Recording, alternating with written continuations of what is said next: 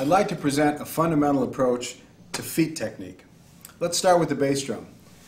There are 2 or 3 techniques that people use on the bass drum, but the one I'd like to share is called heel down. Basically, our heel is down on the footboard, and we try to develop nice full strokes with the bass drum, much like a snare drum stroke. And so we're going to hit the bass drum and then come off the bass drum head. This technique is going to give us, I think, in the long term, more flexibility, more dynamics, and it's just going to enable us to do more things with our bass drum. Another technique that a lot of players use is called the toe technique. Basically, you're up on your toe, and this technique delivers some good solid power for sure.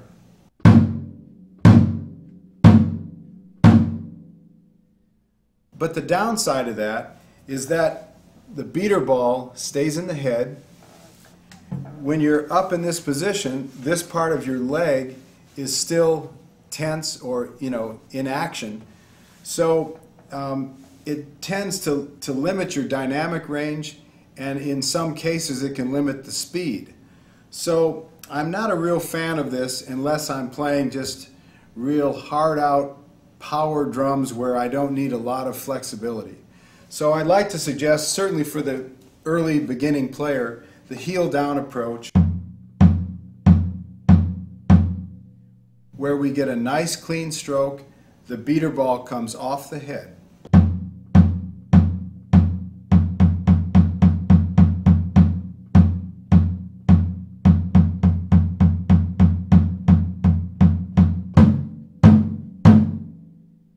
Hopefully you can hear the difference between a squashed pedal and a nice full sound.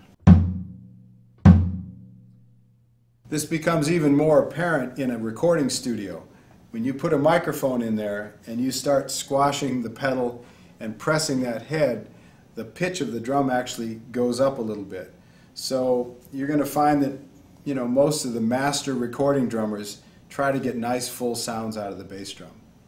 The hi-hat, again, we have a couple different techniques. The one I'd like to suggest is called the rock motion. If you're going to be playing, let's say in a jazz setting where your hi-hat's on 2 and 4, you might want to experiment with having your heel on 1, toe, heel, toe, heel, toe, heel, toe. So it creates a rock motion. It also gives you kind of a balance, or some might say kind of a dance feel or a choreographed feel, where it really helps, again, the younger player find his way through the measure. It's not so random as just 1, 2, 3, 4. It gives you balance. 1, 2.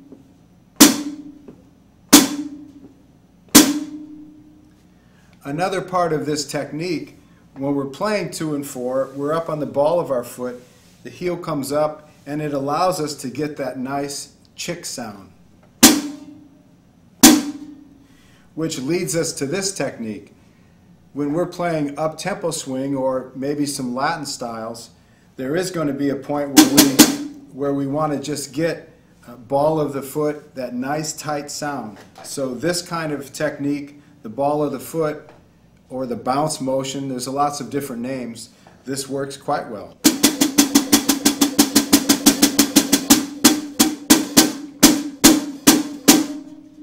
You can do the same thing with your heel down, but sometimes with certain cymbals and certain situations you don't get the power that you might want with heel down.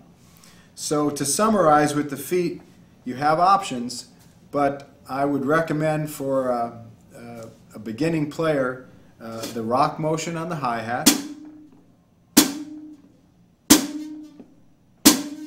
and heel down on the bass drum, getting nice full strokes.